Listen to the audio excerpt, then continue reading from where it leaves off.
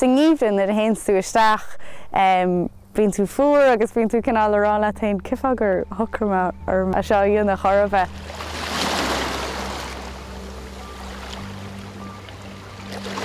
Sin nar haon tú isteach agus hééis coppla núma nar hagansta ónál aráise agus an sin tá tú san isce agus má tá lá go deas má tá bhíonna má tá cóla ar leat san isce. Tá níl táda ní sesiún a rí agus an sin na tíocht amach agus cinál a ggéir taobh suas a ríis tagan an funne bhead an sin agus an sin choláil an sin tá tú cinál maithan tú ítach.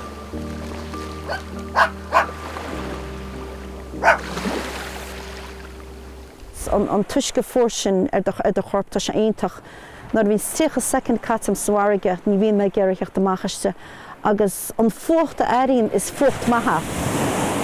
Bíonn funne bhan, tá sé aontach an chóras stíla, tá sé aontach go a chuigean a cholána, tá sé aontach an chóras fulla an fuairige chur hímpel de chorp, tá sé aontach go a chacam an salan an aidain san isce agus rud amháin nach níanam híiseach amachchas sa bhfarraige ná cithbheam. Rumsa tá sé fearrthachtach an sála an tuisce an sebhre sin atá sa bhfarraige a ágal ar mar chorpanad tá me ná.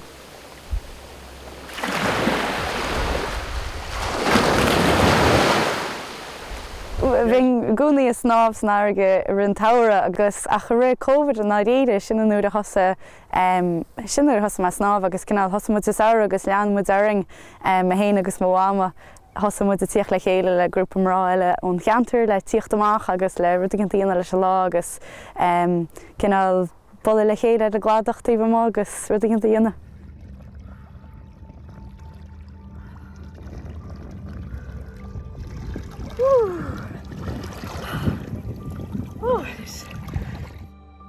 Agus mas snámhthart ar sé blianach an mí fára bhíonn bhíonn aimsir anúir ach níos an cad chu seach mo chluigeanna do tá me gáil sa bhfarraige.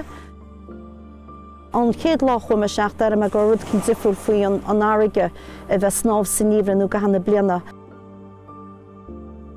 An fuacht álainn sin, tugann se an corp ar fád arás ar lár báire. Tá an bhád níos fáranis. Rug ní níos fuair neam me go be lár mí Eanáir atá ach níos sin tá se go hálainn. Mar a bhí sa sios an núma na ró bhíonn mar bhuina muice.